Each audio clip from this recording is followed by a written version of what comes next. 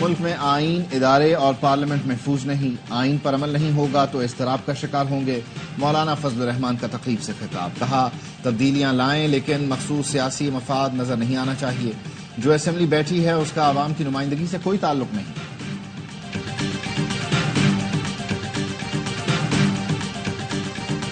جلسے کے لیے پنجاب حکومت نے تمام راستے بند کیے تھے۔ نون لیگ جمہوری ہے تو مینار پاکستان پر جلسے کی اجازت دیتی۔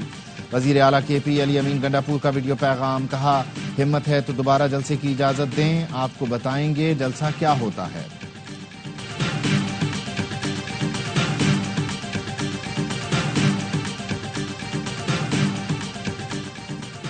اور سوات میں معلم جبار روڈ پر پولیس موبائل وین کے قریب دھماکہ، پولیس اہلکار شہید، 4 زخمی، بم سڑک کنارے نصب کیا گیا تھا۔ سفیروں کی سیکیورٹی پروٹوکول میں شامل پولیس وین زد میں آئی۔ ترجمان دفتر خارجہ کا کہنا ہے سفارتی کور کے تمام ارکان بحفاظت اسلام آباد واپس پہنچ گئے۔ صدر، وزیر اعظم اور وزیر اعلیٰ کے پی کی مذمت، شہید کو خراج عقیدت۔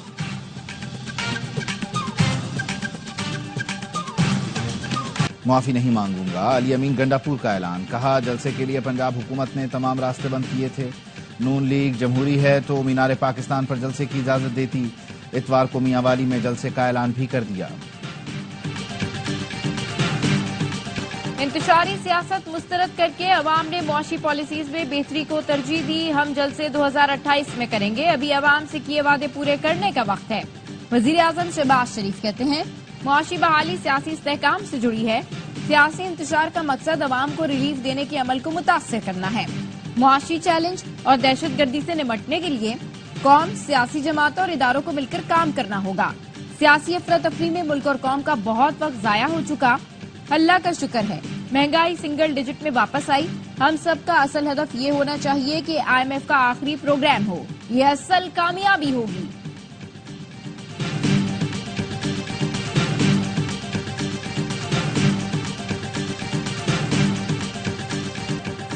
بانی پی ٹی آئی اسرائیل کے ہم خیال سیاستدان ہیں۔ اسرائیلی اخبار یروشلم پوسٹ نے بانی پی ٹی آئی کو اسرائیل کا حمایتی قرار دیا۔ آرٹیکل میں لکھا گیا بانی پی ٹی آئی نے اسرائیل کے خلاف عوامی سطح پر سخت بیان بازی کی، لیکن وہ اسرائیل کے ساتھ تعلقات معمول پر لانا چاہتے تھے۔ اندرون خانہ وہ تل ابیب کے حامی اور فوج مخالف ہیں۔ انہوں نے اپنے دور اقتدار میں اسرائیل سے تعلقات کے اشارے دیے۔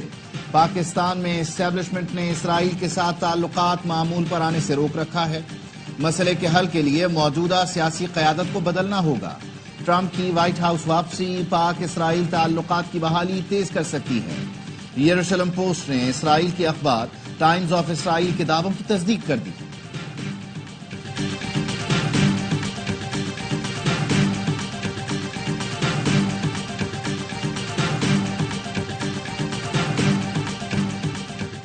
فضل الرحمان سے سنا بانی P T I Israeli agent ہے، اب ثبوت بھی سامنے آ گیا۔ لیگی رہنما احسن اقبال کا رد عمل، بولے اب کوئی پاکستانی بھول نہیں سکتا کہ بانی پی ٹی آئی پروجیکٹ کا ماسٹر مائنڈ کون ہے۔ ان کی پش پر صہیونی قوتیں پاکستان کو ہائی جیک کرنا چاہتی ہیں۔ کشمیر اور فلسطین کے موقف پر قائد اعظم قوم کو کھڑا کر کے گئے ہیں، عوام کسی کو اس کے ساتھ کھلواڑ نہیں کرنے دیں گے۔ وزیر اطلاعات پنجاب عظمیٰ بخاری کہتی ہیں بانی P T I planted Israeli agent ہے۔ 2020 میں زلفی بخاری نے برطانوی پاسپورٹ پر اسرائیل کا دورہ کیا۔ مختلف صحافیوں کو بانی پی ٹی آئی نے اسرائیل کے دورے پر بھیجا۔ مریم اورنگزیب نے کہا یروشلم پوسٹ کی بات چشم کشا ہے۔ آرٹیکل نے بانی پی ٹی آئی کا دوگلاپن اور تضادات کا پہلو بے نقاب کر دیا۔ وہ اسرائیل سے معمول کے تعلقات چاہتے تھے۔ اسرائیلی لابی کے ساتھ بانی پی ٹی آئی کے تعلقات کوئی نئی بات نہیں۔ رہنما پیپلز پارٹی سینیٹر شیری رحمان کہتی ہیں بانی پی ٹی آئی روز اڈیالہ سے پیغام بھیجتے ہیں، ان دعووں کی بھی وضاحت کریں۔ فلسطینیوں کو حق ملنے تک پاکستان پالیسی میں کوئی تبدیلی نہیں لا سکتا۔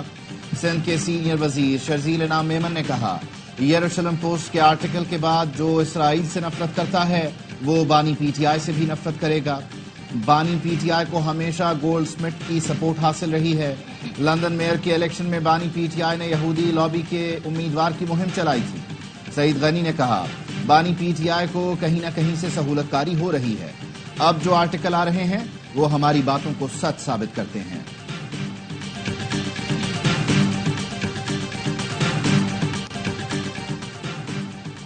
بانی پی ٹی آئی کی تعریف یہودی میڈیا نے کی ہے تو ان سے پوچھیں، بانی وضاحت کیوں دے؟ مشیر اطلاعات کے پی بیرسٹر سیف کا رد عمل، کہا ان کی توقعات کے برعکس کامیاب جلسے پر یہ گھبرائے ہوئے ہیں، دور دور سے ایسا مواد لا رہے ہیں جو ہمارے خلاف استعمال کر سکیں۔ بانی پی ٹی آئی نے اپنی پوزیشن بار بار واضح کی کہ وہ اسرائیل سے متعلق کیا سوچتے ہیں۔ پہلے ان لوگوں کو مودی سے تعلقات اور بھارتی ایجنسیز کی وضاحت دینی چاہیے۔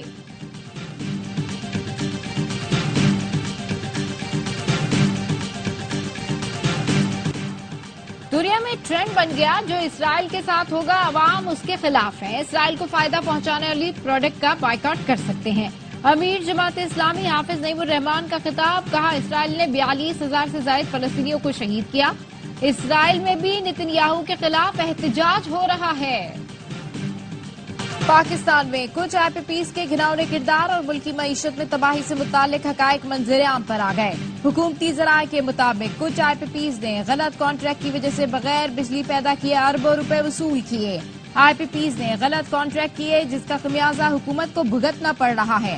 آئی پی پیز نے بنگلہ دیش، ویتنام کے مقابلے اسی صلاحیت کے ونڈ پلانٹس 4 گنا مہنگے لگائے۔ کوئلے کے ذخائر کے باوجود آئی پی پیز بجلی پیدا کرنے کے لیے امپورٹڈ فیول پر انحصار کر رہی ہے۔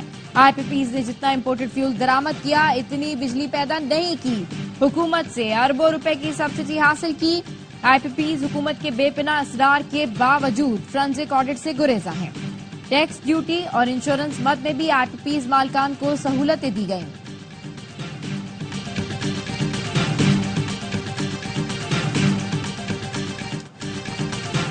نیب کی 25 سالہ تاریخ میں ایک ہی پروجیکٹ میں بڑی ریکوری، قومی خزانے کو بی آر ٹی پشاور سے 168 ارب روپے سے زائد کی بچت۔ نیب اعلامیے کے مطابق انٹرنیشنل کورٹ آف آربیٹریشن سے کانٹریکٹرز کا 31.5 ارب کا دعویٰ بھی خارج کروایا۔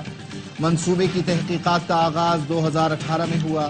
کانٹریکٹ کے 6 منصوبے غلط طریقے سے چند مخصوص کمپنیوں کو دیے گئے۔ کمپنیوں نے معاہدے کی خلاف ورزی کی، تقریباً 1 ارب بغیر کام کے حاصل کیے۔ کانٹریکٹرز نے پشاور ڈیولپمنٹ اتھارٹی کو جعلی گارنٹیاں جمع کروائی تھیں۔ مقررہ مدت میں کام پورا کیا نہ غیر ملکیوں نے آ کر کام کیا۔ کانٹریکٹرز کی جانب سے بوگس آڈٹ رپورٹ جمع کروائی گئی۔ غیر ملکی کمپنیوں کو ان کے سفارت خانوں کے ذریعے شامل تفتیش کیا گیا۔ لاگت اضافے ادائیگیوں میں تاخیر پر سود کی ادائیگی کی بنیاد پر 5 ارب کا دعویٰ کیا گیا۔ پروجیکٹ اصلی لاگت پر مکمل کروا کر قومی خزانے میں 9 ارب کی بچت ہوئی۔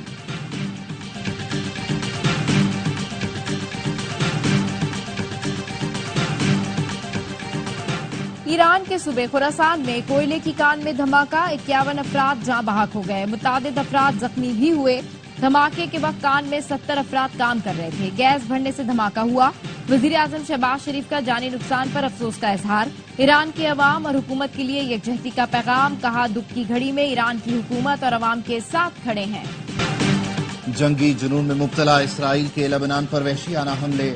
8 صبح اسرائیلی فورسز نے جنوبی لبنان میں 110 مقامات پر 400 حملے کیے۔ حزب اللہ نے جوابی کارروائی میں شمالی اسرائیل میں فوجی تنصیبات کو نشانہ بنایا۔ حزب اللہ کا کہنا ہے یہ حملے پیجر اور واکی ٹاکی دھماکوں کے جواب میں کیے گئے۔ جمعے کو اسرائیلی فورسز نے بیروت پر میزائل برسائے تھے جس میں اموات کی تعداد 45 ہو گئی۔ اسرائیلی حملوں کے باعث لبنانی وزیر اعظم نجیب میقاتی نے اقوام متحدہ جنرل اسمبلی اجلاس میں شرکت منسوخ کر دی۔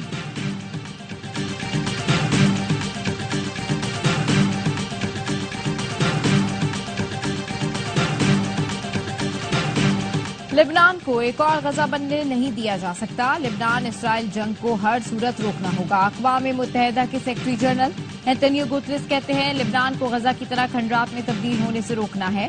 امریکہ نے اپنے شہریوں کو فوری طور پر لبنان چھوڑنے کی ہدایت کر دی۔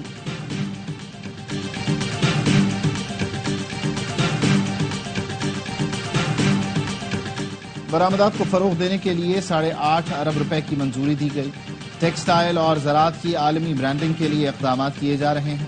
وفاقی وزیر تجارت جام کمال کہتے ہیں خیبر پختونخوا میں پہلے ایکسپو سینٹر کی تکمیل کے لیے فنڈز کی منظوری دی گئی ہے۔ کیسر آباد الائٹ ہسپتال کے ملازم کی 14 سالہ مریضہ سے مبینہ زیادتی، ملزم فرار، مقدمہ درج۔ پولیس کا کہنا ہے ملزم احسان ٹیسٹ کرانے کے بہانے مریضہ کو لیبر روم لے کر گیا اور بے ہوش کرنے کے بعد زیادتی کی۔ کراچی پولیس نے خواتین کو ہیپنیٹائز کر کے لوٹنے والی خواتین کے 6 رکنی بین الصوبائی گروہ کو پکڑ لیا. لاکھوں روپے مالیت کا سامان برآمد ہوا. پولیس کا کہنا ہے ملزمہ ہنا کو 2 متاثرہ فیملیز کی خواتین نے شناخت کر لیا.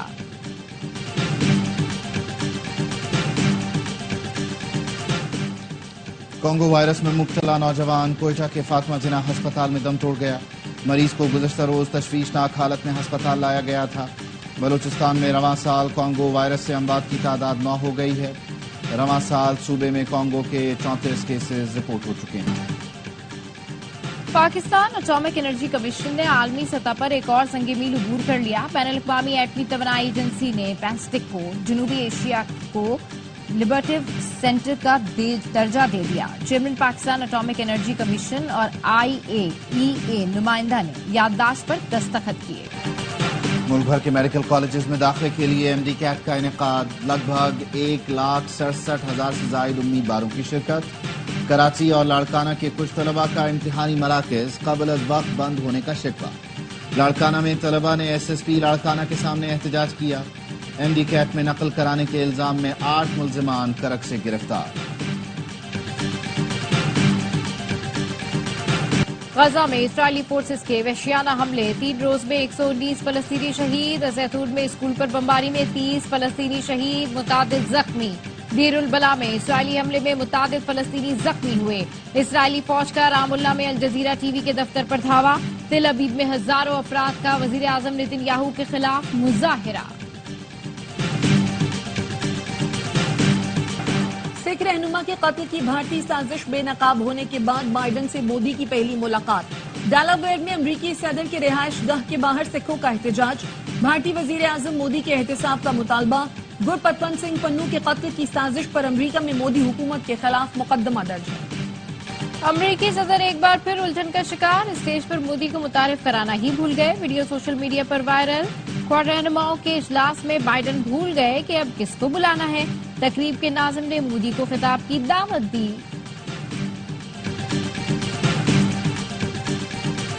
PCB محسن نقوی کا قذافی اسٹیڈیم کا دورہ. کہا اپ گریڈیشن پروجیکٹ کے حوالے سے ایک ایک لمحہ قیمتی ہے. چیمپئنز ٹرافی سے قبل اسٹیڈیمز اپ گریڈیشن پروجیکٹ کی تکمیل یقینی بنائی جائے گی. پاکستان کرکٹ بورڈ کل اسٹریٹجک کنیکشن کیمپ کی میزبانی کرے گا. چیئرمین PCB، کوچز اور سینئر کھلاڑی شرکت کریں گے. چیمپئنز ون ڈے کپ کا آخری گروپ میچ. سعود شکیل کی ڈالفنز اور شاہین آفریدی کی لائنز مد مقابل. یہ میچ پلے آف مرحلے کی آخری ٹیم کا فیصلہ کرے گا. ایونٹ کے تمام میچز اسپورٹس پر براہ راست دکھائے جا رہے ہیں. پاکستانی نژاد برطانوی باکسر حمزہ شیراز نے middleweight European boxing title جیت لیا. 25 سالہ حمزہ نے برطانوی باکسر ٹیلر ڈینی کو شکست دی. ویمبلے اسٹیڈیم دل دل پاکستان کے نغمے سے گونج اٹھا. اور بانی جماعت اسلامی مولانا سید ابوالعلی مودودی کی وفات کو 45 برس بیت گئے. مولانا مودودی کا شمار 20ویں صدی کے عظیم اسلامی مفکرین میں ہوتا ہے. انہوں نے 26 اگست 1941 کو لاہور میں جماعت اسلامی کی بنیاد رکھی.